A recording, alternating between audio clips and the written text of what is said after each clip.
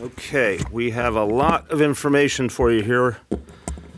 So this is going to take a while to go over, and then we'll take your questions. I want to start a couple of things. First of all, the information we're going to provide today is based on the latest information that we have here through our public health agencies, and we're constantly assessing what we're experiencing here in New York City. This is, again, another reason to appreciate the work of our disease detectives at the Department of Health, who are not only working on specific cases and helping to address the specific individuals, but they're also gathering a huge amount of new information. This is basically research that's happening right here in New York City, giving us direct knowledge of how this disease is acting so that we can make the best strategic judgments. There is a lot of information out there in the global health community, national health community, but everyone understands there's still a lot that is not understood about this disease. Again, this is a disease that at this moment does not have a cure, does not have a vaccine. So the fact is that the ability to constantly gather new information and understand the way the disease acts in real-world conditions is crucial. We talked about this yesterday. There's a real difference between real-world conditions and a laboratory. So we are getting more and more information, and it is affecting our understanding and therefore our strategies. You'll hear those updates as we go along. Also want to emphasize this, of course, is an ever-changing situation. There are times we get guidance from the World Health Organization, from the CDC, State Health Department, obviously our own health officials. Sometimes there are areas where there is not clear guidance or there's different guidance, different levels of government. We're constantly assessing, refining. So this is an ever-changing situation. We will update you constantly. You will see variations. We'll try and identify those variations and why they're happening, but you should expect it. You should expect changes in information, changes in approach as we go along. Therefore, the things we say in many cases are preliminary because the information about the disease is preliminary. We hope over time to get a much deeper understanding. But we can say some things with a high level of certainty based on actual experience so far. And I'm going to repeat today and probably several other times in coming days what we understand about what is called transmissibility, which is literally the process through which the disease goes from one person to another. Because there's still a lot of misunderstanding out there and a lot of mythology out there. So I'm going to put it, again, in very plain graphic terms, because I think New Yorkers, we are blunt and straightforward people. People want to hear the truth about this stuff. And the way I try to explain it is sort of what it is versus what it's not. So what it's not is a disease like some that hang in the air for a prolonged period of time, that you can come into a room hours later after someone has been there with the disease and you have a danger of contracting the disease. That is not what we're talking about here. This is a disease that requires a very direct level of contact. The question of surfaces has come up a lot. The best understanding of our public health officials is that this is a disease that does not live long on a surface. Certainly on most surfaces like metal, plastic, a desk, a kitchen counter, a subway pole, it's only a matter of minutes before the disease dies, the virus dies in the open air. If it got on a part of the human body that's not the mouth, the nose, the eyes, might live a little bit longer, but still a very limited period of time. And the only way it can become active and affect you is if it gets into the mouth, the nose, the eyes. If the disease got on your leg but nowhere else, you don't get infected. We talked yesterday about if somehow someone sneezed over some soup they were serving you and then you drank the soup, you're not going to get infected. Same thing with a glass of water. It has to be direct fluid from one person right into you, which means a cough, a sneeze right at you, that you receive directly into your mouth, your nose, your eyes, or potentially onto your hand and then immediately onto your mouth, nose, eyes. A lot of us, and I am one of them, often touch our face. It's kind of a normal human reaction, normal human habit. You want to try to do that less nowadays, in addition to all the other precautions, the washing hands and the alcohol-based sanitizer. It's great to try and reduce that contact between your hand and your face. But if it doesn't get into those parts of your face, it doesn't get in. That's what we understand at this point. And when we talk about the close contact, we've seen this in cases. Again, we understand if someone sneezed right at you, if they coughed right at you, they did not do this like they're supposed to. You're supposed to cover your mouth when you cough or sneeze into your elbow. Someone just sneezed or coughed right at you. Yes, direct hit, that's a real problem. If you're deep in conversation with someone right up next to you and they're vehemently talking and some spit comes out and it gets right into you, that's a problem. It is not a problem if someone is 10 feet away and they sneeze. It's not going to reach all the way over to you. But if it's close to you, that's where the problem occurs, and that's what we want to be mindful of. So those are just basic points I want to say up front. The other thing I really want to emphasize, and I've been working with our health officials on this because there's been a lot of misunderstanding, and we really want to get right to people who's vulnerable and who's essentially not. Now, I'm going to say on this one, again, I'm the layman here. I've been talking to these public health officials now for days and days and days. I'm trying to composite the information, make it simple and clear for New Yorkers to use. I'll put an asterisk on and say there are always exceptional cases. So I'm not saying I'm giving you, a perfect rule that affects every single time, but this is the basic rule, overwhelmingly consistent rule based on what we have seen globally from this disease. So I want to start with who is most vulnerable. It's abundantly clear who is most vulnerable if they contract coronavirus. It is people who have pre-existing serious conditions and are over the age of 50. And those pre-existing conditions, and our team has really been working to get this definition clear for everyone because we think it's helpful if it's very, very clear. So the pre-existing conditions in question are heart disease, lung disease, cancer, immune system vulnerability, and diabetes, thank you, and diabetes, those 5. I'll do it again. Heart disease, lung disease, cancer, compromised immune system, and diabetes, those 5 pre-existing conditions. And then one other thing we could call a factor is not a pre-existing condition, but it is a factor that we are concerned about and we've seen already. If you are a smoker or a vapor, that does make you more vulnerable. And we'll say it probably several times today and in the days to come. If you are a smoker or a vapor, this is a very good time to stop that habit, and we will help you. Our health department and our colleagues in the state have a lot they can offer people who want to quit smoking or want to quit vaping. If you can do that, if you want to do that, please do that now. It is a very good time to take that vulnerability off the table. Call 311 if you need help.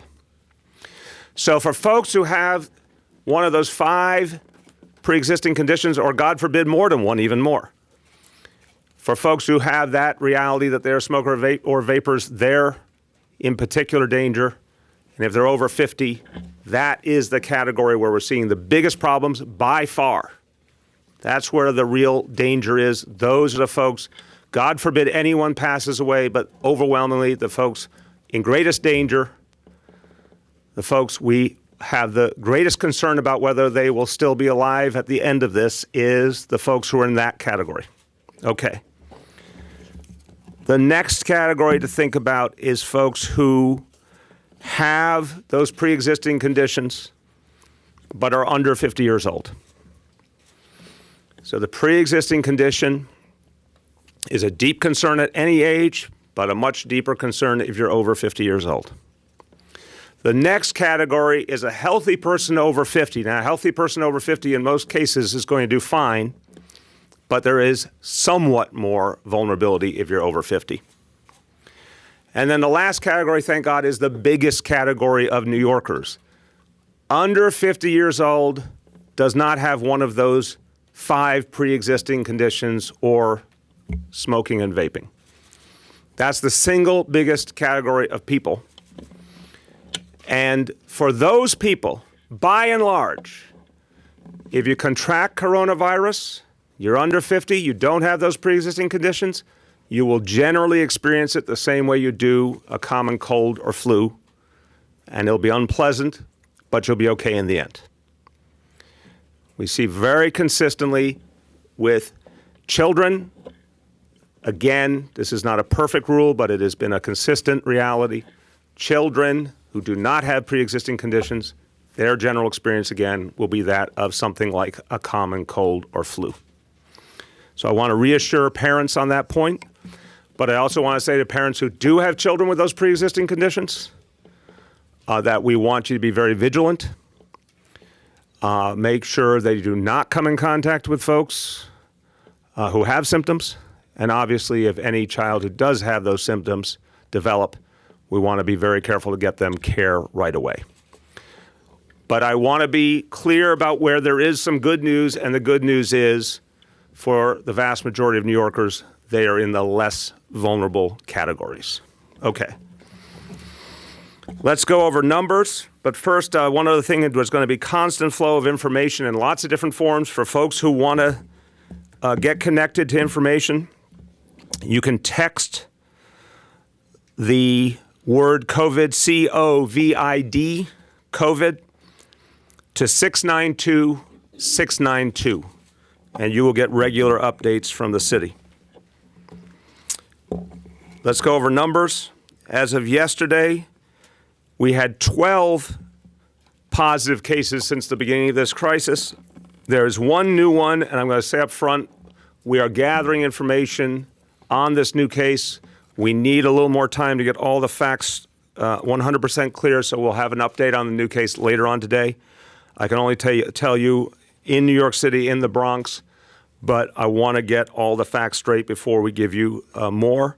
So 12 as of yesterday, plus 1, 13 as of today. 7 new cases since Friday.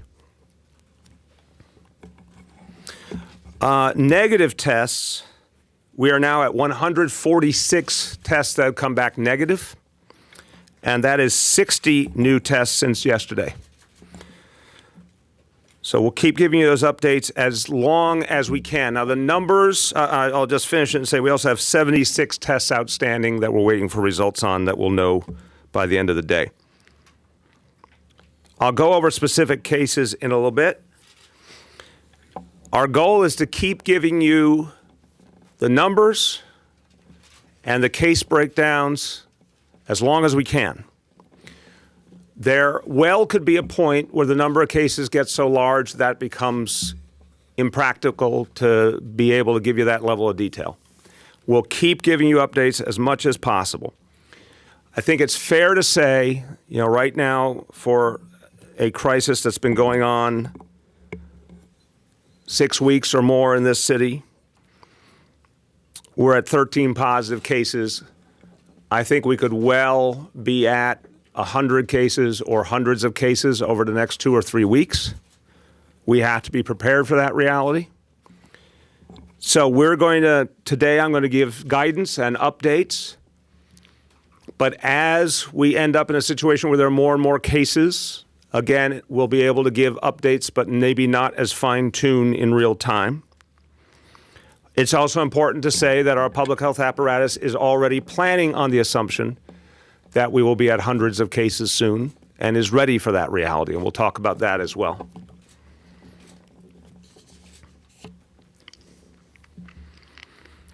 Fundamental change has occurred in the last few days. This was overwhelmingly, until this week, a problem related to travel. And there still are travel cases coming in. The last few days, last 24, 48 hours, several of those new cases. We have one that's related to travel to Italy, one related to travel to Chile, one related to travel to Egypt. So it's not that the travel issue is entirely over. But what is coming up now, unfortunately, is the community spread reality. And that's where you're going to see much greater numerical growth.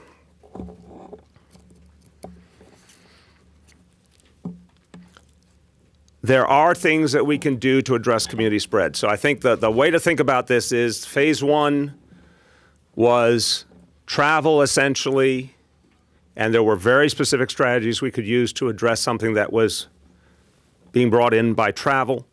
We're going into phase two now where the dominant reality is community spread, and we're going to have instructions on how to deal with that. You'll get guidance today, and the guidance will be constantly updated.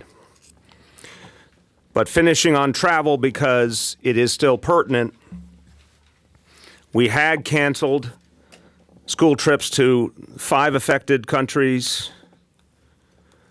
We are now taking the next step, and we're banning school international trips across the board out of abundance of caution.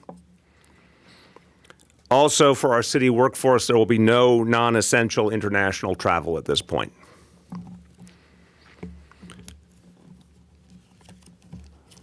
We're going to put some other actions into place. Again, this is a lot of different pieces. They won't flow in perfect order, but bear with me. A lot of concern has been raised about our small businesses, many of which are really hurting right now and are seeing fewer customers. I'm going to just tell people, we're going to give you guidance every single day. We'll update it. I am still going out to small businesses. I am saying to my fellow New Yorkers, unless you have particular vulnerabilities or you have symptoms, I believe you can go about your life, continue to patronize our small businesses, and I urge you to. But we have to provide some relief for the businesses that are hurting right now, so we have 2 forms of relief we're going to implement right away. For businesses under 100 employees, that can document a decrease in sales of up to 25%. They will be eligible for no-interest loans, and those loans will be up to the dollar figure of $75,000. So we will be able to get money in their hands to tide them over. The details of that initiative we'll put out. This is something that just got approved. We just finished the process on. We'll get you further details on it in the course of the day.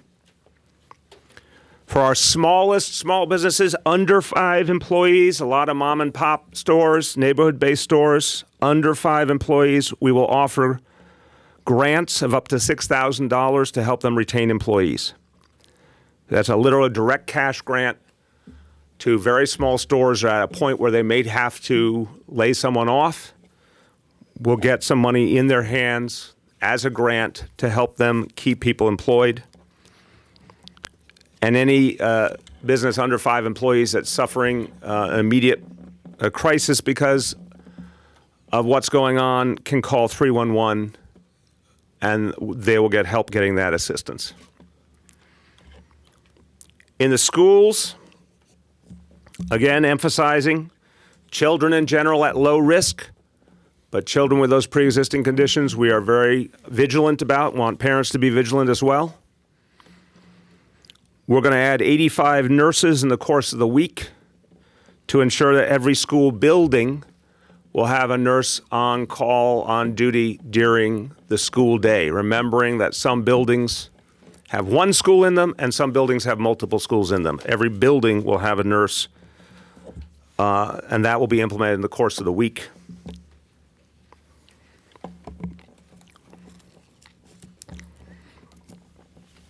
Continuing with the guidance we want to provide people, and remembering again that real clear, distinct difference, pre-existing conditions, especially above the age of 50.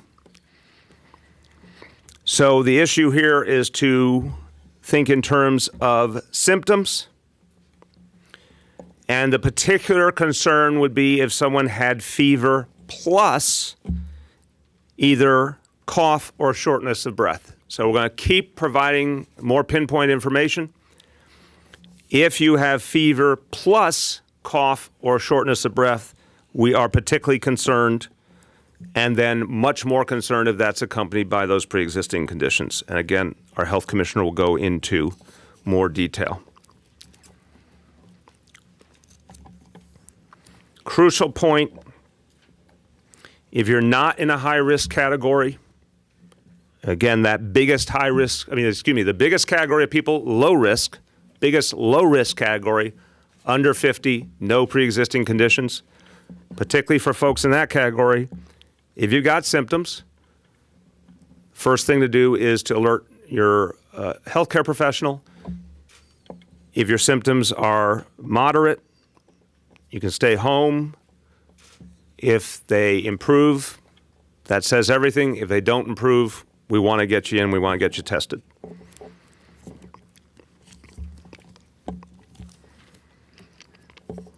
There's been a lot of questions about public events. This is going to be a question we're going to ask ourselves every single day and update you every single day. Based on the information we have today, we are not altering our stance on public events, but we are making clear, people, I think it's straightforward and obvious, but it bears being said in a straightforward fashion. If you are sick, you shouldn't be going to a public event. If you are sick, you shouldn't be going to work. If you're sick, you shouldn't be going on the subway. Now, if you are not sick, but you're in that particularly vulnerable category, over 50 pre-existing conditions, you should avoid unnecessary public activity. There are some things someone may have to do, but you should avoid unnecessary public activity. We'll go over the basics every single time. The commissioner will say it again. Wash your hands. Use alcohol-based hand sanitizer. Dan Nigro is going to be my test model. Come forward with your elbow. Let me see your elbow. You can do this. Okay, do it again, Dan. That's our new handshake until further notice. And just be very aware of symptoms. Don't ignore them. Don't explain them away.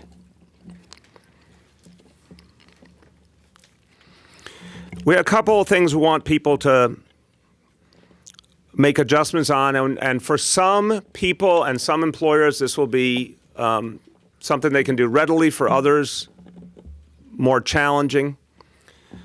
But this is guidance, and it's pretty much common sense guidance at this point. For employers, if you can institute telecommuting or more telecommuting, you should. So if you have the kind of work where telecommuting is a possibility, or if you're using it now and think you can use it more, we'd like to see you do that. See how much of that you can do, the more the better. Employers who can stagger their work times, that would be very helpful. Right now, at the height of rush hour, obviously people, we've all experienced it. We've all been the sardines in the subway. We're in super close proximity. We'd like to open that up a little more. And one of the good ways to do it is to stagger work hours. So any employer who is in the possibility of staggering work hours, that's helpful. If people typically come in at 9 a.m. and they can come in instead of 10 a.m., that helps. Or if you have different people that can come in at different hours a little more, that helps.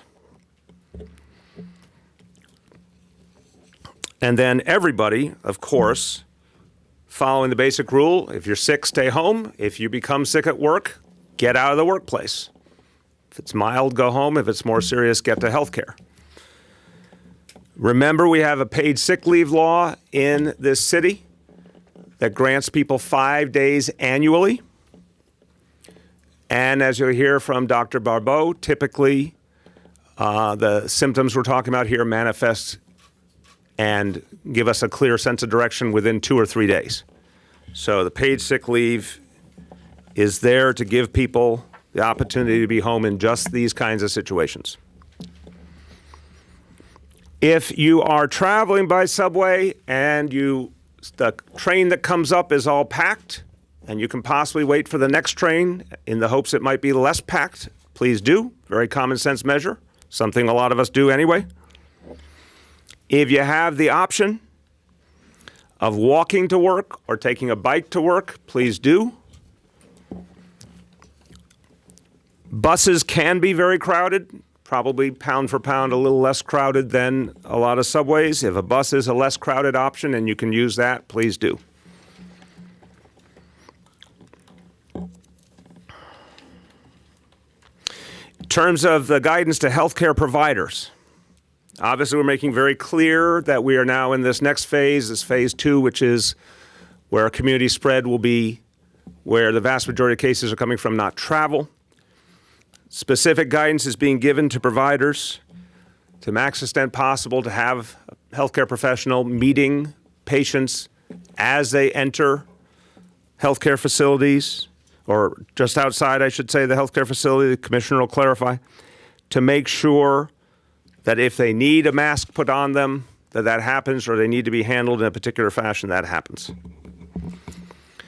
In terms of the federal government, we've made multiple appeals, and I think, yes, here we go.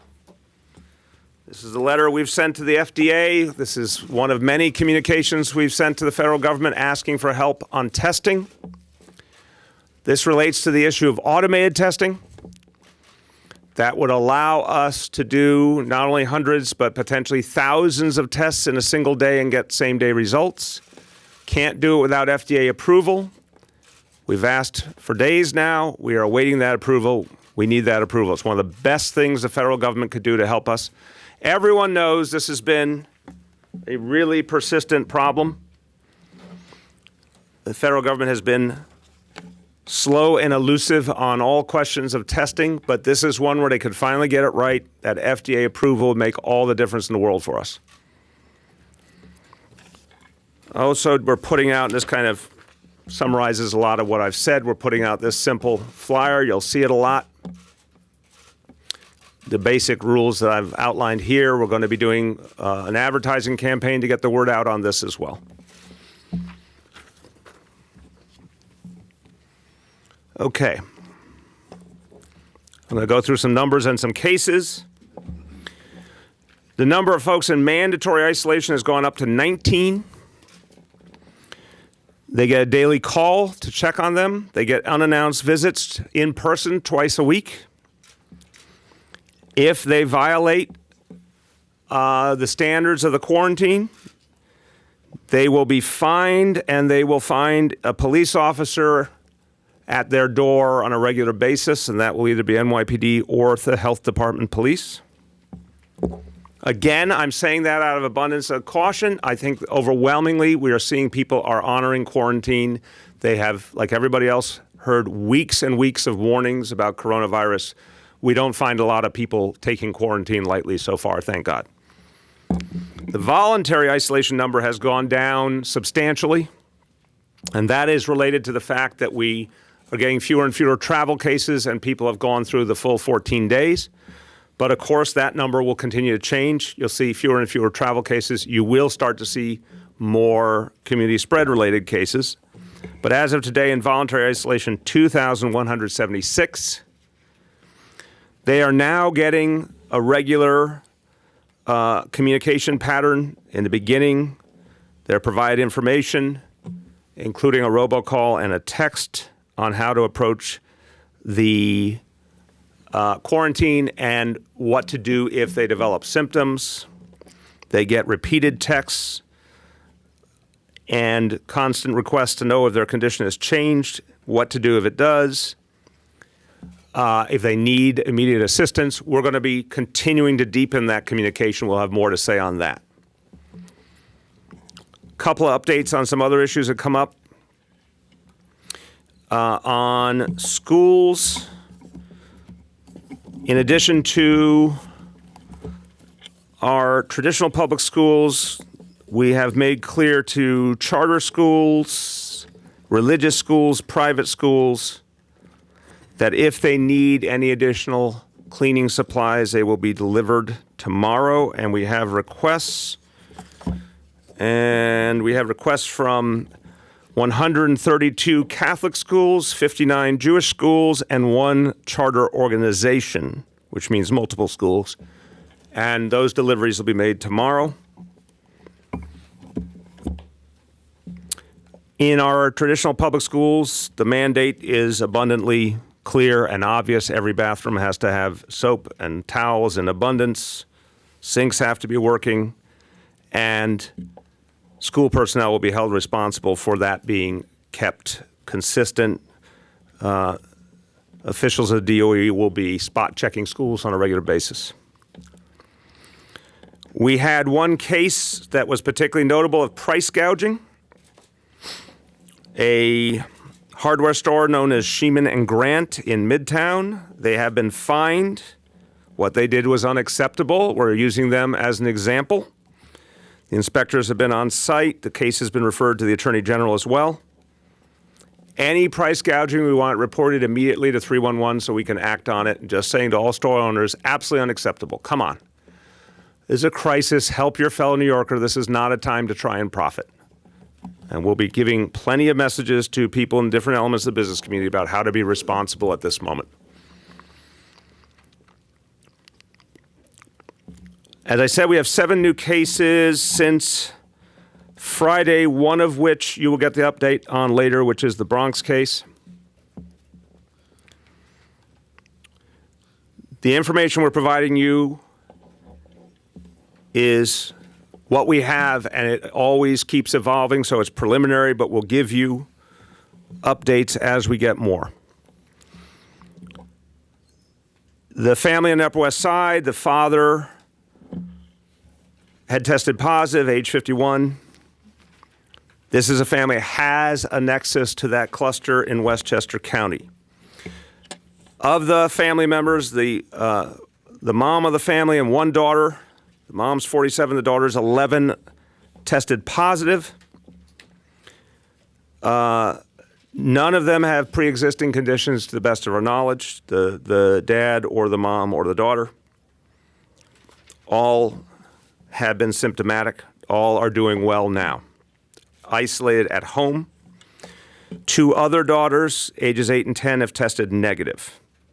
No other close contacts per the work of the disease detectives. We have, and again, we'll try and keep this in a little bit of numerical order. Those were cases 6 and 7 positive tests. Case 8, the Uber driver in Far Rockaway. 33-year-old man. He is an Uber driver. He is not a TLC Uber driver. He works in Long Island, so he's not under TLC jurisdiction. Had pneumonia related to coronavirus, now in stable condition at the hospital in Far Rockaway. Family has been contacted by the disease detectives. All family members in isolation, all family members asymptomatic. That is his wife, 3 children, mother-in-law, father-in-law, brother-in-law, sister-in-law, all asymptomatic, all in isolation at home. The hospital in Far Rockaway, St. John's Episcopal, have a situation there where 41 staff members, and this is again one of these abundance of caution situations, may have experienced exposure. They are all now in voluntary isolation, being monitored regularly, none symptomatic at this point. The hospital has been provided with support to have additional resources and personnel, and at this point reports normal operations. Cases 9 and 10, 2 women who went on a cruise to Egypt. So here's travel now coming back as a factor. 2 women from Brooklyn. They are 66 and 71 years old. No pre-existing conditions. Returned to New York City February 20, so that's now over 2 weeks ago. They were symptomatic. They did the right thing. They immediately isolated themselves at home. They are now asymptomatic and still at home. No close contacts who require follow-up. Those are cases again, 9 and 10. Case 11, 39-year-old man from Brooklyn who was in the affected area of Italy, came back March 2nd. Symptoms manifested March 3rd. In serious condition in a voluntary or private hospital in Manhattan, does have pre-existing conditions. Serious condition now, as I said, one close contact business associate tested negative and is in isolation. Case 12, 58-year-old male returned from Chile. Apparently contracted coronavirus during a lunch with a confirmed coronavirus patient in Chile. Lives in Manhattan. I need a reality check because I don't have this much fine-tuning. Hypertension, Dr. Barbeau, is in the group of pre-existing conditions or not? Okay, so it does not have one of the pre-existing conditions. Was in a hospital in Manhattan, has been discharged, doing well, now at home. No close contacts to follow up. So that's the cases to date. We'll get you more on the Bronx case later. Just some other follow-up from ones we've reported earlier. The Westchester family, all doing well now. And then the employees at the law firm, Lewis and Garbuz. 4 New York City resident coworkers, all negative, as we've said before. 4 non-New York City coworkers. We have 1 Westchester coworker negative, 1 New Jersey coworker positive, 2 remaining coworkers, 1 from Westchester, 1 from Nassau, both asymptomatic. And then another piece of news, because we had talked before about the healthcare worker from New Jersey who had seen patients in New York City, 32-year-old male. Specific information we want to give you now. He saw 11 patients while symptomatic, but he did wear mask and gloves during that, which is important and lessened the chance of transmission.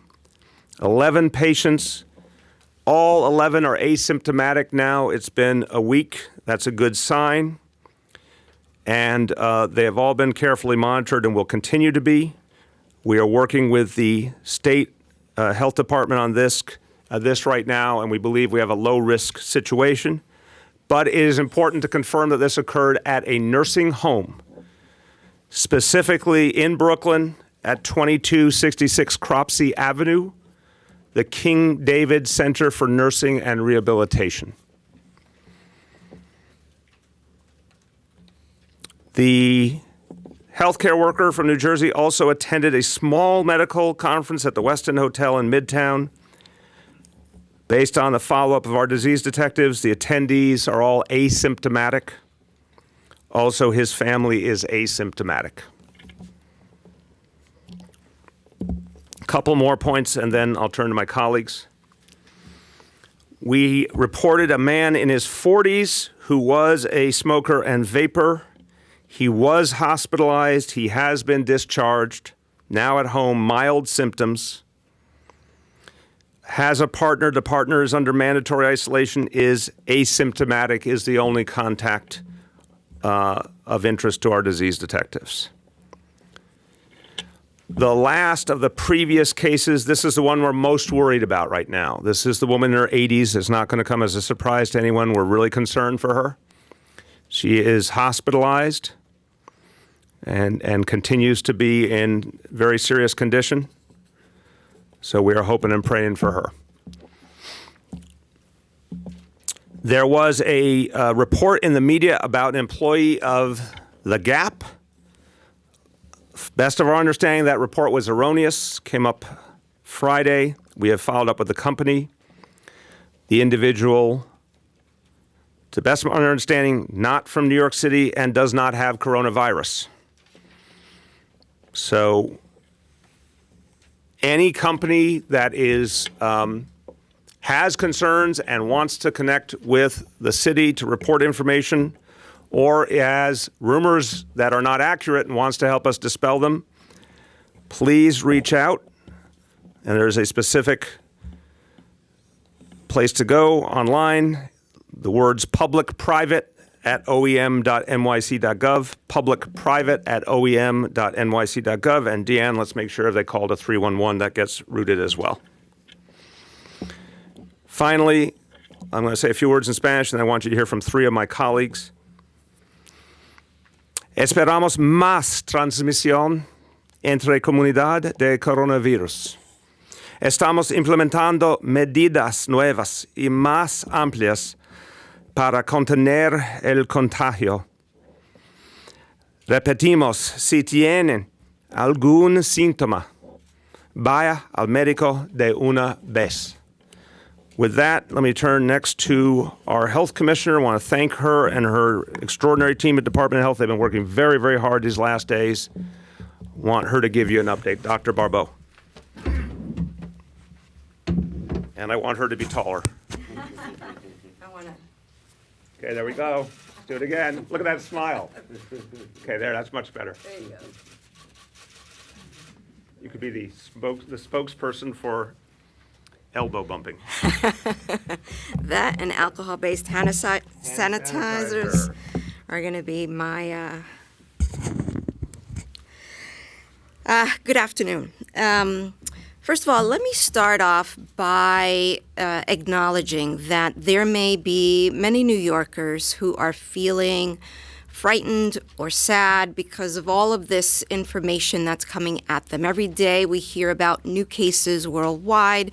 We are in the city sharing information on a real-time basis. And so I want to just acknowledge that there may be some New Yorkers out there that are having those feelings. I want to encourage them to call NYC Well. It's an important resource that I think at especially this point in time can provide valuable support. The other thing I want to say is that fear is no excuse for propagating stigma. This is not a time for us to be buying into false information on the internet. I want to encourage New Yorkers to visit our website at nyc.gov/health for all the best information on COVID-19. They can also visit cdc.gov. The best way to guard against fear, against stigma, is by having the correct information. And so we're very much committed to transparency.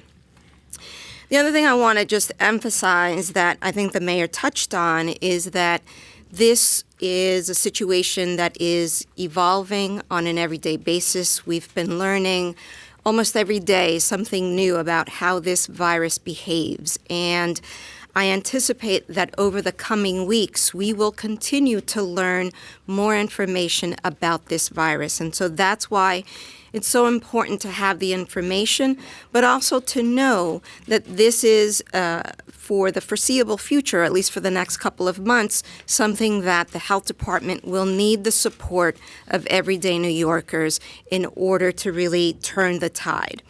Last thing I want to say is, and just to really reemphasize, that we are marshaling all of our resources, but we need New Yorkers to do their part. In that vein, I have talked about what I want New Yorkers to do. As the city's doctor, I need to make sure that if someone is sick with fever and cough or fever and shortness of breath, they do not go to work.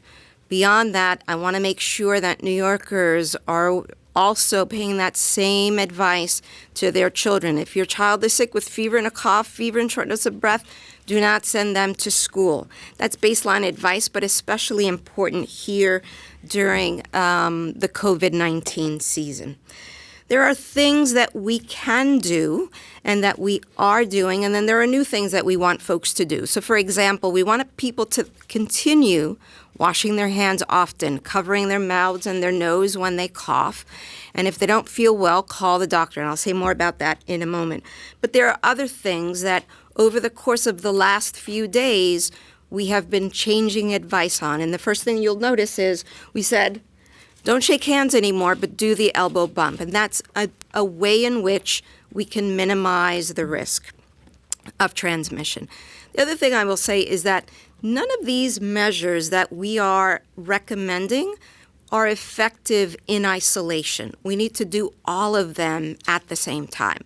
So the frequent cleaning of surfaces, the frequent cleaning of hands, the covering of your mouth, for the foreseeable future, the elbow's not going to work. So I want New Yorkers to get used to the fact that that's our new normal for the next couple of weeks. The additional thing that I will say is, and let me just sort of reemphasize what the mayor said in terms of the folks that we are especially concerned about. And it's those individuals with chronic underlying diseases, heart disease, cancer, diabetes, an immune-compromised system. And what did I... You get lung disease? Yeah, chronic lung disease, cancer, diabetes, immunocompromised... Heart disease. We got them. Yeah, I got them. And being over the age of 50. If you are sick, don't go to work. Call your doctor if you're not better in 2 to 3 days. We want you to make sure that you access care quickly. The other thing I want to emphasize is that beyond the individuals with these chronic illnesses, there are other individuals that we are particularly concerned about, and that is the elderly. So we want to make sure that individuals who are symptomatic and who may have a loved one in a long-term care facility, in a nursing home, don't go visit them. If you are symptomatic, the best thing you can do for your loved one who's in a nursing home, in a long-term care facility, is don't go visit them until you are better. The other thing is, if you've got, a grandparent that you haven't seen in a while and you want to take the kids to go see them and they are symptomatic, don't even do that. We want to make sure that elderly folks who have chronic underlying illnesses, we do everything that we can together as a community not to increase their risk. The other thing I will say is, again, to emphasize to the mayor, is if you're sick and your company has a telecommuting policy, we want you to take advantage of that. This is a great time, it's always a great time to stop smoking, to stop vaping, but this is especially a great time. And I want to remind New Yorkers that they can call NYC Quits, 866 NYC Quits, and they will be provided support. The next thing that I want to talk about is the importance of our healthcare delivery partners. And so we are communicating with thousands of doctors across the city. Tomorrow we will be issuing additional guidance about what we want them to be aware of. And so first and foremost, we want them to be aware that there is now COVID-19 testing available at commercial labs, and how it is that they can go about accessing. We want them to prioritize patients in their practices who have chronic diseases, are over 50, and are symptomatic for that testing. We want to especially remind them of the importance of infection control. And this is one where, again, we don't want to take anything for granted. When you call your doctor, tell them about your symptoms. The best practice is for them, they want to see you in the office, to make sure as soon as you walk in and you've got those symptoms, to put a mask on you, right? Because I have said it in the past, there's a place and time for the use of simple surgical masks, and that is when someone is symptomatic and they're going to a healthcare facility so that they don't potentially infect other people. The other thing is, we want to make sure that all hospital facilities, all outpatient centers have all of the supplies that they need. We reach out to them on a regular basis, but again, ensuring that we leave no stone unturned. And the other thing is, I'm hearing more and more that medical practices are putting in place what we're calling electronic visits. So if you can do over the web, if you can do FaceTime, that also is a measure that can help all of us in this shift that we're taking. The measures that we are emphasizing are so that we reduce the number of potential cases, but also reduce the potential harm to New Yorkers. And that's why it's so important for us that all New Yorkers are a part of this response to COVID-19. Thank you. Thank you very much, Commissioner. The Commissioner made a really important point. I just want to say, anyone who is worried, anyone who's afraid, it's very, very normal. It's a confusing situation. It's a situation where people are being bombarded with information that if that doesn't make you worried, I don't know what would. So it's really natural to be concerned, and it is an ever-changing situation, so there's that uncertainty. The Commissioner made a really good point. If folks are feeling anxiety, they're feeling stress, if they're worried, and they don't have a mental health practitioner that they turn to normally, you can call 888 NYC Well. You get a trained counselor 24 hours a day who can talk it through with you. If you need ongoing mental health services, they can help you get to it. So very normal and natural to be deeply, deeply concerned in a crisis. Don't suffer in silence. If you need mental health support and you need someone trained to talk to, 888 NYC Well. Now I want to turn to our Commissioner for Emergency Management. I want to thank her team, which has also been doing an amazing job coordinating so much around the city, and they are hosting us here for our many strategy meetings, tabletop exercises, et cetera. Commissioner Deanne Criswell. Thank you, Mayor, and good afternoon, everybody. Yeah, I just wanted to take a minute to update everybody on what is happening here in our Emergency Operations Center. And so for several weeks now, we have convened more than a dozen interagency task forces that have comprised personnel from agencies across the city, as well as some of our partner agencies, to look at those impacts that we may expect from COVID-19. One of those key task forces that I want to talk about has been focusing on our continuity of operations and our continuity of government plans.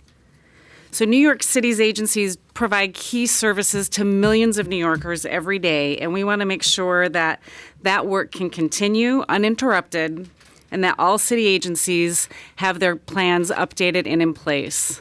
All city agencies have always had a continuity of operations plan.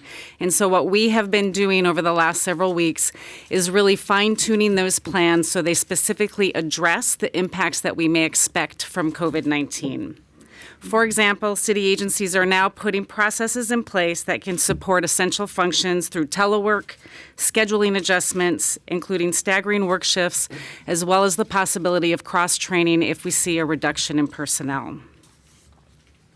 Our remaining task forces that we have here are also tailoring city response plans to meet the unique need of COVID-19 response. Some of these task forces are working upstairs right now in our Emergency Operations Center, and they include healthcare and 911, New York City Health and Worker Safety, Special Populations and Homelessness, Transportation, and Education. These task forces will continue to support this response as long as needed. We're also sharing information and guidance to our cultural institutions and our tourism partners, our faith-based community, to decrease the COVID-19 exposure and limit disruption to their services. As our senior New Yorkers, as you've heard today, are especially vulnerable to the effects of this virus, we are also working very closely with the Department for the Aging and our other human service partners to ensure our senior centers, adult care centers, nursing homes receive up-to-date guidance on how to limit the spread of the disease. One other thing that we have done here at the Emergency Operations Center is activated our Logistics Center. They're working closely with the Department of Citywide Administrative Services, our city, state, and federal partners, our private sector partners, and they are tracking and prioritizing any resource requests that we get. We are also keeping a close eye on the global supply chain and monitoring any potential impacts that New York may see. During emergencies, New Yorkers always help their fellow New Yorkers, and COVID-19 is no different. We all have a role to play in keeping our city safe and healthy by staying home when sick, covering your mouth and nose when you cough or sneeze. And we want to be able to we want to make sure that we can connect with New Yorkers and give you the vital information that you need as this progresses. So as you heard the mayor say, we are launching today a Notify NYC that is specific for COVID-19. We want you to text COVID, COVID, to 692-692. Again, that's COVID, COVID, to 692-692, and we will be pushing out important information as this progresses. Thank you. Thank you, Commissioner. Finally, I want you to hear from Dr. Mitch Katz, CEO of Health and Hospitals. Want to say, by way of preface, right now our team at all of our health and hospitals facilities are doing their job. They're not only dealing with this, they're dealing with all the other healthcare needs of the people of this city. But the important point to recognize is the capacity we have. We have the biggest public health system in America by far. Dr. Katz and his team are doing a great job preparing. We've already talked to you about how many beds we have available if we need them. But Dr. Katz is going to further explain, in addition to broad guidance he'll give, he's going to explain the point of how we would respond as needs intensify around coronavirus, how we can reduce some of the other work that's being done to free up staff, to free up capacity to address this crisis without compromising health care. And that is a pre-planned protocol that Health and Hospitals has in place. We want you to understand it. Dr. Katz. Thank you, Mr. Mayor. This is a moment when New York City can be proud that it has always maintained a robust public hospital system. We have 11 acute care hospitals. We have 60 other outpatient sites where we're able to provide care. Today, we are seeing people who have symptoms suggestive of COVID-19, people who have cough and fever or shortness of breath or fever, and we are able to see them in our facilities. We are able, through our commercial lab, to test those people who turn out not to have influenza or another cause. As the mayor spoke, we've spent the last several weeks preparing all of our facilities so that if there is an influx of tens of patients, if there's an influx of hundreds of patients, we are prepared to do that. The way that you do it is by having protocols that first look at who is in the hospital for some other reason, who can be cared for at home, and you rapidly discharge them. You cancel elective surgeries. This is not a moment where we will be doing elective gallbladder removals, doing hernia repairs, important surgeries, surgeries that have major impacts to the quality of people's lives, but we can do them, we can reschedule them for after this outbreak. During the time of the outbreak, if we are having tens or hundreds of new patients, those patients will be rapidly discharged. Outpatient services will be canceled, and we will pull all of our doctors and nurses into our inpatient areas so that we can provide adequate care to all those who need it. Every single hospital has a plan of where that care would be provided if there are hundreds of more patients. In some cases, it's a cafeteria. In some cases, it's an auditorium. In some cases, we have tents that are specially made for creating clinical areas in parking lots. Each hospital knows exactly what it would do depending upon how many patients we have. We have enough supplies and we have access to those supplies. We watch them every day. I participate in a call about face masks, about antibiotics, about fluids, and we are prepared if this pandemic gets much worse in New York City. Thank you. Thank you, Dr. Katz. Okay, covered a lot. Thank you for your patience, everyone. Let's take questions, and my colleagues will come up to help answer. Mayor, have you spoken to President Trump or Vice President Pence, who is leading the coronavirus response? No, our team has been in touch with federal officials. We've continued to make clear, we obviously have a lot of capacity to deal with the situation. We're working very closely with the state. That's the crucial partner here. What we need from the federal government is very straightforward, and it's been the case for weeks and weeks. We need help with the testing. If they will take care of that part of the equation, we can take care of our share for sure. Do you have Any thought, I know you're holding firm on public gatherings in the city, but next weekend is a half marathon. We're assessing that. We're talking to the folks who are running the half marathon. That's a decision we're going to make pretty soon, and we'll make it with them. We obviously want to give prior notice, but we're not there yet. Can you give us details on the testing, your capacity, how many tests you've done to date, what your per day capacity is? Sure. The type of kits you're using, whether it's CDC, local state labs? I'm going to start. My colleagues can jump in. So right now, in terms of our public health labs have been going nonstop. And luckily, just as they were reaching capacity, the private labs have come online. What we want to see is faster testing. So in terms of pure numbers, with the private labs now, we are well ahead of the level of testing that we need numerically, but not in terms of speed. We want a lot faster than we can get with the current protocol. But to give you the overall numbers, and I don't have the math in front of me, but it's easy enough to do, we have 13 positive cases, 146 negative cases, and 76 pending tests since the beginning. So we're pushing up towards almost 250. But we've been able, obviously, to get all those done. The pendings we'll have in the course of the day. We need to be, right now, we could handle hundreds of tests in a day, but not as fast as we want. Our goal is to get that FDA approval, to be able to do hundreds of tests same day, ultimately thousands of tests same day. That's where we need to get to. Did you have another part of your question? I'm sorry. Well, how long do you think it would take you to get to hundreds and then thousands? If we got FDA approval, what I'm told is it would be a day or two before we'd be up to hundreds that could be same day. Yes, sir. Can non-public schools also ask for and get a nurse in their building? If a non-public school needs medical assistance, we're going to work to get them help. The first thing we had to do, of course, was account for the public schools. We're happy to work with any non-public school to see what we can get them. Obviously, we're trying to draw on whatever capacity is out there in the community. But any non-public school that needs help should immediately communicate with the DOE. Yeah. One other question. Tomorrow evening, touring begins. Yes. Is it safe for people who have no symptoms to visit parents and grandparents? Yeah, the point is, and the commissioner can jump in, yeah, if no one has symptoms, neither the visitors nor the people being visited, yes. Two questions. One for you. So we're now at 13 cases. Yep. Will there be a point where you will consider closing schools? Do you think we'll ever get to that point? If so, what number are you?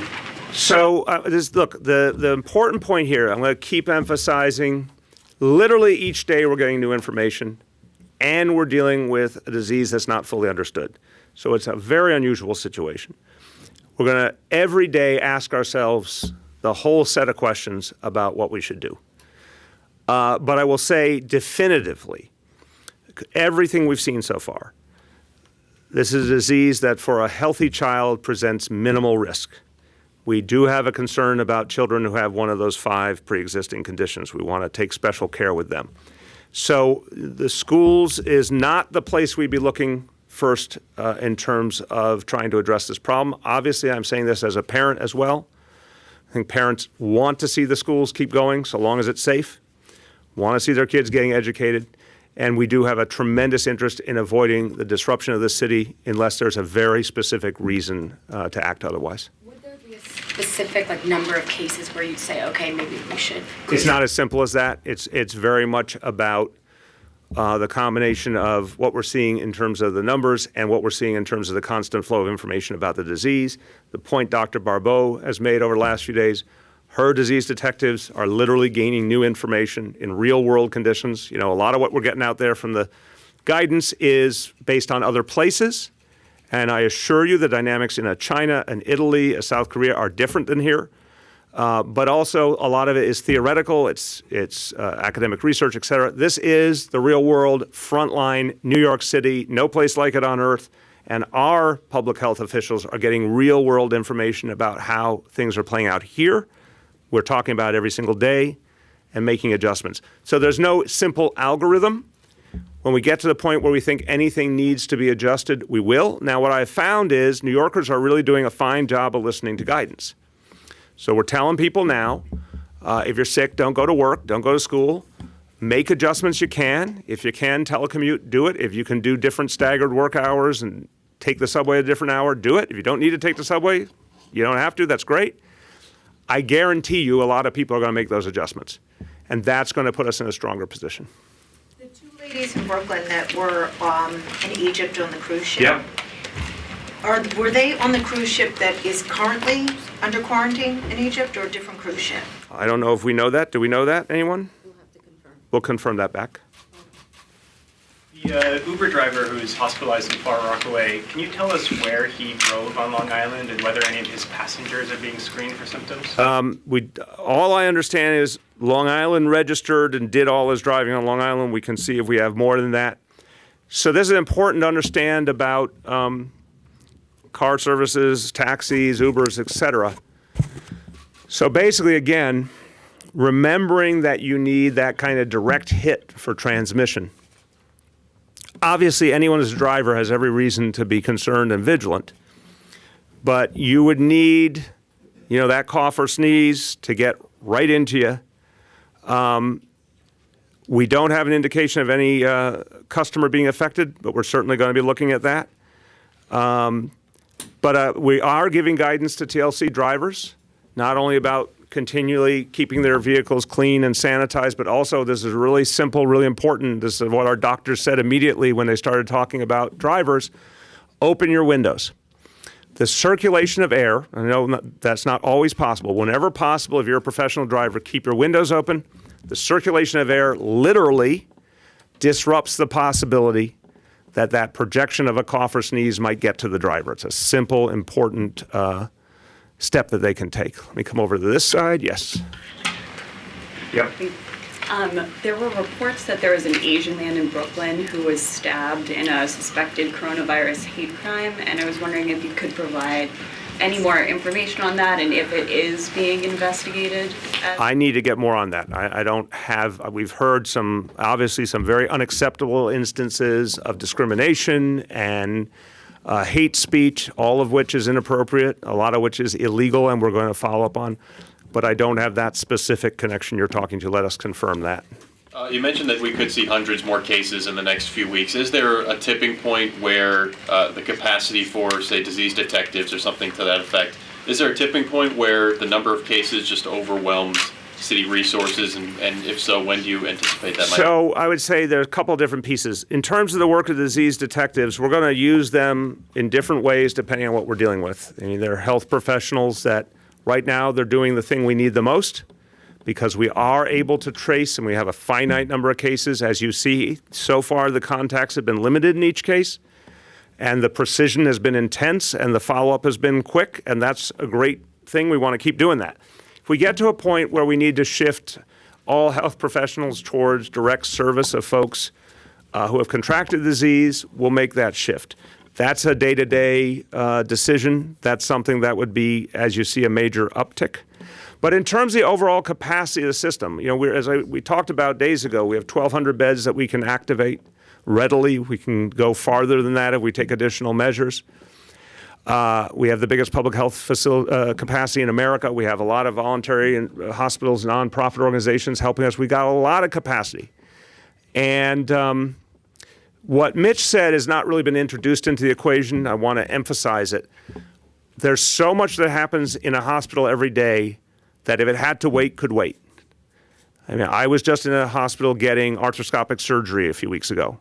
If we're in the middle of a really intense challenge around coronavirus, we're not going to be doing arthroscopic surgeries. People like me are just going to limp a little more for a while, right? So there's a lot that can be opened up where our existing all of our existing capacity then gets turned to this challenge. And there's just no place in America that has anywhere near this much medical capacity. So just the fact that you'll turn off a lot of non-essential things and turn all that talent and capacity to a crisis should give New Yorkers a lot of confidence that, even with hundreds of cases, we'd be able to handle it. Mayor, is the test a blood test? Is that how you test for this? I'm sorry? Is the Test a blood test or something It's a else? swab. Why don't you describe it? Describe the swab at all. So the test is essentially putting a medical grade Q-tip up a person's nose, swishing it around, taking it out, and then putting it into a medium. So it's not blood. It's something that's very easily done. And we also take oral swabs. And so if people go to their primary care doctor, will their primary care doctor test them there at the office, or do you have to go somewhere else to get tested? So right now, with the commercial labs being able to do the testing, providers will have the opportunity to do the test and to send it directly to a lab. They can visit the websites of the various labs to know sort of the nitty-gritty.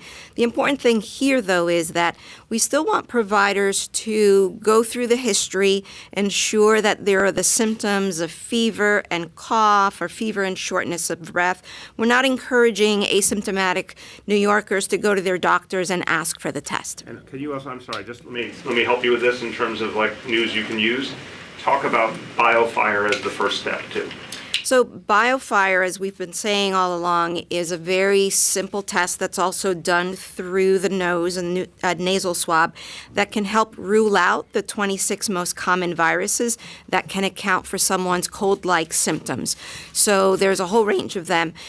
If that test is negative and the person is symptomatic, then we would go to the COVID-19 test. But if it's positive, I'm sorry, And one if more. it's positive, then that explains the person's symptoms. And you don't need to do. You don't need to do the COVID-19. I'm your coach. Thank you. Question. The transmission facts that were given earlier, are those agreed upon science with the CDC, the WHO? Say more about what you mean by transmission facts. The spitting, the coughing, the sneezing. Right, directly that into it people. only lives for 2 minutes on certain surfaces, all of that stuff. Correct. So we are learning about how this virus is transmitted on an everyday basis. And to give you a very concrete example, initially we thought it was just prolonged household contact that was the biggest risk factor. With the work that the disease detectives have done and documented how it's being transmitted in the community, we are adjusting that guidance, right? It's not just prolonged household contact. It's the very graphic description that the mayor has given. And so that's one. What has not changed is that it's only by droplet spread. This is not like measles, where if you come into a room where someone with measles was there an hour ago and they left, it's still hanging in the air. And if you haven't been vaccinated against the measles, you can get it. So this is by droplet spread. Direct. Direct. And I want to add one thing just to clarify the surface point, because this came up on Friday. We have a different interpretation on surface life than I think the WHO, and Dimitri spoke to this, we were pretty clear about that. We do have a different interpretation. Right. The other thing to note is that this is a brand new strain of a known family of viruses. And so some of the guidance is based on how those other strains within that family behave. And so there's no scientific studies that I'm aware of that have studied this new strain to give exactly, is it 10 minutes, is it 20 minutes? But from our best informed scientific information, from learning from scientific partners around the world, in real world situations, it's a few minutes, anywhere from like 2 to 3 minutes, a little bit more, a little bit less. But I think that's an area that still needs further scientific investigation. Commissioner. Hold on. Okay, let me do that one. I'll come back to you. Go ahead back there. I wanted to get more information on the FDNY order regarding segment 2 calls. Sure. And Commissioner Nigro, feel free if you would like to speak as well. Why was that order made, and when might that be taken off the table? Some might see this as resources coming off the table when they're needed most. Well, I think, as you've heard, this is not a situation that's likely to end tomorrow or the end of next week. So an agency's biggest resource, most important resource, is their people. And so we have trained medical personnel, EMTs. All of the calls to 911 are, say, well over 90% result in a transport. All those transports are done by our EMTs and paramedics and ambulances. So our firefighters are still going to the most serious calls of cardiac arrest, of choking, of major traumas, but we've taken them off some other call types that are less likely to be life-threatening in order to play this game out, play the long game. So if it was a sports analogy, we'd say if you use all your resources in the first half, you're likely to lose the game in the second half. The fire department can't afford to lose a game. You know, we've transported folks with measles and tuberculosis and Ebola quite successfully. Our people are highly trained and highly skilled. So I think the department is being prudent, being proactive, and we'll see how, as you've heard, each and every day we learn something else, and we'll review everything on a daily basis. If I could just follow up, the EMS unions have said they are stretched thin, that it's essentially not fair for firefighters to be taken off the job when there could be a lot more activity. What would be Well, I think we have to keep in mind the EMS unions are perhaps not as happy as they may be in their plight lately. You've heard that before this came out, and that may play into what they're saying publicly. Hey, Hold on, here first. has there been any discussion about maybe putting some of the work on subway trains aside? Because particularly on trains like the L, which don't run regularly on the weekend, they are packed to capacity, like multiple. When you say the work, you mean like track repair and stuff like that? Yeah, like to make trains, come more frequently and not be as crowded. I think it's a great question. Obviously, I will say this for the record: we don't run the MTA, but but I think it's a great conversation for us to have with the MTA as to whether, in this environment, there are maintenance efforts that could be delayed to keep more frequency. I think is a fair question. Now, obviously, if the maintenance is to keep the trains running, and you might lose capacity without the maintenance, well, we want to play the long game there too a bit. But it's a great question. We will pursue that and have an answer on that tomorrow. Go ahead. Commissioner, I want you to please say some words in Spanish. De acuerdo al ritmo que ha llevado el contagio en Nueva York, ¿cuánto tiempo se espera que dure la estación, el periodo? Y si han planeado algún posible escenario para cancelar eventos públicos, si algún número. En este momento estamos aprendiendo algo nuevo casi cada día en términos de cómo se transmite este virus. Ahora mismo estamos dándole los consejos a los neoyorquinos de asegurarse que tomen medidas para reducir su riesgo y también para no contagiar a otras personas si tienen síntomas de fiebre y tos o fiebre y ¿cómo se dice? Fatiga.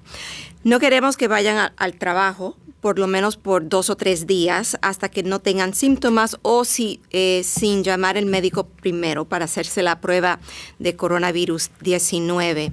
En términos de otras medidas que se están tomando en la ciudad, le estamos pidiendo que si una persona tiene síntomas pero puede trabajar de su casa, entonces que lo haga. Lo otro muy importante es que si una familia tiene un ser querido que sea mayor de edad y que tenga enfermedades crónicas como problemas con el corazón, cáncer, diabetes, problemas con los pulmones crónicos o tenga un sistema inmunológico comprometido y tiene síntomas, que no vaya a ver ese ser querido. Lo mejor que podemos hacer es proteger nuestros mayores de edad. Lo último es que ahora mismo, en este momento, tenemos varios escenarios para ver cuál sería posible, pero en este momento no tenemos ningunos planes para cancelar eventos grandes, pero obviamente eso sería una decisión que se haría con las personas que estén poniendo el evento. In terms of duration, is it meses y meses?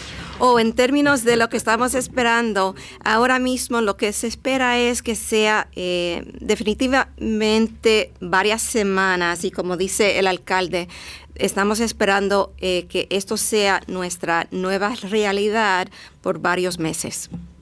Una pregunta en español, perdón. Sorry, another question. Cuando hablan de que el gobierno federal está teniendo una respuesta lenta, ¿qué es lo que quisieran ver diferente en este caso? Bueno, específicamente la capacidad del laboratorio es algo muy importante. Estamos esperando, el alcalde ha demandado que el gobierno federal aprueba el diagnóstico que se pueda hacer más rápido, porque es la diferencia entre 3 o 4 días esperar el resultado por los laboratorios comerciales. Ahora mismo, reducir ese tiempo de días a horas. ¿Cómo eso puede mejorar la estrategia? Bueno, lo importante es, en parte de este brote, saber tempranamente si una persona tiene coronavirus 19 nos ayuda a dar mejor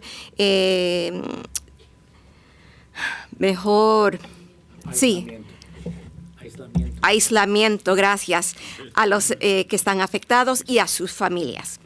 So everyone, we don't need to, I think we've covered almost everything that Oxia has said previously in English, except just to clarify that, we're in this for months. We don't have the exact number of months for you yet, but months is the way to think about this. We'll be at this for a while. Okay, let me see if there's anything else before we close down. There will be regular updates, obviously. There's lack of hand sanitizer around the city. You cannot find any more hand sanitizer or any supplies like this. Well, I'll tell you something. I've been in a lot of places where I see hand sanitizer out. I agree there's less and less in the stores, but I think a lot of people have stowed it away and are rationing it out.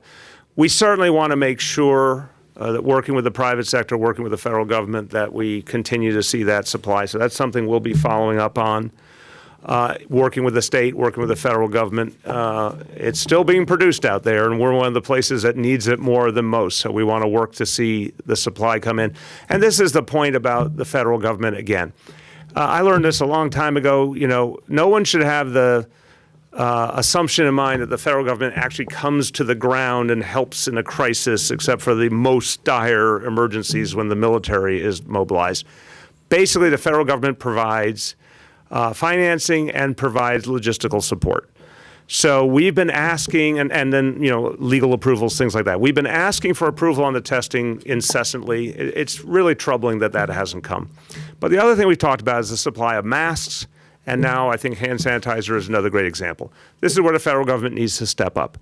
They can ensure that the supply that's available in the country is appropriately distributed to where the need is greatest. I think pure math tells us we're one of the places that needs help compared to a lot of other places in the country that, thank God, don't have cases. So I'd like to see the federal government step up, help us get the masks we need, help us get the hand sanitizer we need. Those are simple steps. And if they would do those things and just stay out of the way otherwise, we would be able to handle this situation. So is that what you would personally want to say to Vice President Pence or President Trump or anyone from the federal government? Yeah, but I want to, it is great. I mean, I'm happy to talk to any of them. We are scheduling a call with the Health and Human Services Secretary, but again, I think this stuff has been said so many times, so many ways. It's just time for them to do it. I don't think this is mysterious stuff. We've been talking about the need for masks for weeks. It's just time for them to create a distribution structure and enough of a command and control that these things get to where they need it. Are you hopeful? I'm hopeful that here we can handle a lot because we have a lot of talent and we have extraordinarily strong agencies and the best medical capacity any place in the country. We were just legendary hospitals, both public and private. And I think New Yorkers are listening, and I think they're making the right adjustments. So I am hopeful about what we're doing. I am confused about what the federal government is doing, and am I hopeful they will get their act together? I'd like some more evidence. I will quote, as I often do, Ronald Reagan, and say, trust but verify. I would like to see some evidence. So how about the FDA approval? If they could get that done today, tomorrow, that would be a real sign of progress. A few more, and then we'll shut down for today and get you more tomorrow. Go ahead. Going back to the sort of expecting hundreds of cases in the coming weeks, could you elaborate on that a little bit? Meaning, is that based on some specific modeling that you have? When you say hundreds, we're talking about obviously positive cases. Weeks, we're talking about 3 weeks, 4 weeks, 8 weeks. So the best guess today, but ask me again tomorrow, is in the next 2 to 3 weeks, we'll be at least 100 cases since day one. So we're at 13 today. That's played out over the last week or two. That pace is going to pick up because of community spread. So if we were guessing right now, based on, and I say guess, based on, a lot of data and modeling, we would say we'll get to case number 100 somewhere next 2 to 3 weeks. But again, we're watching every day. We might change that estimate up or down each day. But at some point, it could easily be hundreds of cases. And that's daunting, except against the backdrop of all the capacity that we just outlined to you. And a reminder, so let's go back to these overall facts. This has really been pretty consistent, that 80% of the cases result in very mild symptoms, 20% more serious, but of that, the vast majority, even if it's a more serious challenge, it still ends with the resolving of the disease and people going back to their normal life. For a very small number, very tragically, it can be fatal, but that's a very small number still. So given that, we can tell you right now, the vast majority of our cases are going to be people who come through fine with limited impact. And that breaking out into categories, I really ask you all to share it, that the number one largest population category in New York City, under 50-year-old people who don't have one of those 5 pre-existing conditions. For those folks, with very few exceptions, it's going to be a very mild experience. So that's where we think when you add all those facts together, we have the capacity to handle this crisis. Last call. You mentioned military. They do a lot of research and biological stuff. Do they know anything about this virus? And also, can they rule out that there's not anything involved with any terrorism? I can't answer those questions effectively. I doubt my colleagues can too. If the military has research, I want to believe, meaning that would be helpful in addressing it. I would assume the federal government would bring that into play. I don't think they would hold it back. I have not heard anyone suggest that this is anything but an organic disease that developed as we've seen in the past. And I think its history is pretty well documented. So I have no reason to believe it's anything but, unfortunately, something that derived in nature. Yeah. This is concerning the 11 patients from the Brooklyn nursing home. How are they being monitored, and are they in voluntary isolation? We can get you more. They are being monitored. They're all asymptomatic. It's been a week. They're certainly being watched carefully. I want to speak to a doctor. So they are all in private rooms and being monitored daily. So they're in the appropriate level of isolation. Okay, last call. Yes? Yeah. So you just mentioned there's a 2 type of test. If the first test comes as a positive, and you won't test the coronavirus, is it possible the person also get the flu, also get the coronavirus? That 2 type of flu in the same person? To our knowledge, that hasn't been studied enough, and we don't have a good indication that that's commonly occurring. And so our guidance, the guidance that the World Health Organization and others have been giving, is that if the biofire is positive, that is the definitive diagnosis. However, I will add, that we always want doctors to practice good clinical judgment. And if someone does have influenza and they're not getting better, then certainly that would be a situation where we would want them to contact us and have more in-depth conversation. But again, it's not, to my knowledge, something that has been seen in the literature. I want you to, respectfully, I think a little restating there would be helpful to everyone. Your general view, if you get a positive on the biofire, which is the other more traditional, if you'll forgive the phrase, more traditional known diseases, if you get a positive on the biofire, what does that generally mean? Positive biofire means you have one of the 26 viruses that it's accounting for the symptoms that you have. And not coronavirus. And not coronavirus. Based on what we know now. Yes. Yeah. Just a little more color on small businesses. In order to introduce these grant and loan programs, they must be hurting pretty bad. What have you heard from small businesses in terms of what they've been going Greg through? or James, who wants to speak to that? Yeah, so first up, just want to encourage New Yorkers to support our small businesses. We've heard from mainly restaurants, catering halls, et cetera, sales declines of 40 to anywhere up to 80%. We're getting inquiries now from small businesses about what to do with their employees. So these two programs will address that. Okay, last To call. elaborate on the smoking and vaping, does that also include the medical marijuana patients?